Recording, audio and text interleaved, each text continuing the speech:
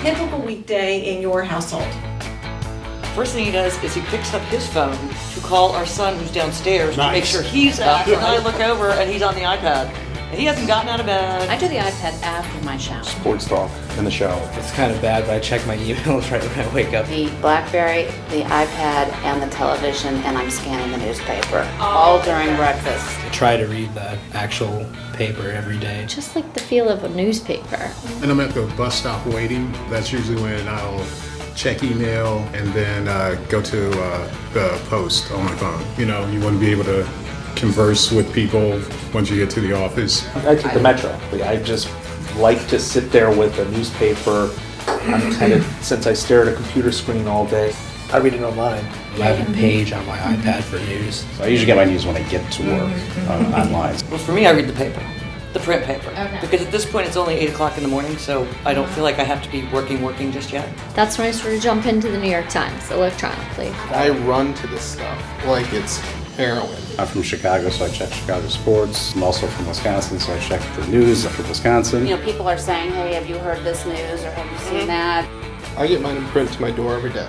So I'll always kind of pick through it throughout the day. If I get a free moment, I might pull my phone out. I'm so entrenched in the news, I want everything coming to me immediately. It's all blended. I'll surf on my phone if I'm like at the DMV or something. You can also see a story develop too. Something appears in the morning, and a few hours later there's more to it, and a few hours later there's more to that. If you want to go in depth, and I usually do, I read the paper, but if you're sitting there and you hear people talking about something, you're like, oh, I need to know what that is. Yeah. You can just hit the app, and more than likely it's one of those, top stories.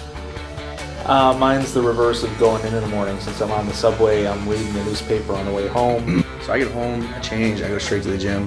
My phone goes with me. I'm checking in between sets.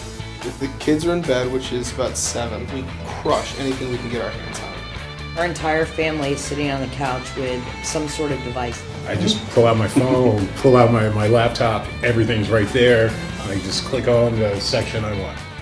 For me on Sunday morning, I don't turn my laptop on, I don't pick up the iPad, I don't pick up my phone, I don't pick up anything, I pick up the paper, and it's an absolutely heavenly thing. Oh, I like the Sunday paper with all the ads. I like being able to go look like hands-on through coupons. I've always liked it. I use the coupons and the advertisements to comparison shop. I mean, hey, look, with 2 kids, I'm looking to save $1. They put full-page ads in, and I'm reading the front section. It's right there. I'm not going to miss it. I mean, if I'm interested in something, I will click on it if it's a legitimate site. If it's relevant to the information, then I'll actually click it because, with the iPad, that's what I like about it, where I just poke. I see advertisements for everything, but occasionally it's something that fits me to a T. I think as all this technology has come out, we've become very impatient people, and if we want to know something and we're using the internet, we want to know it now. I'm always connected. Well, I just kind of never stop.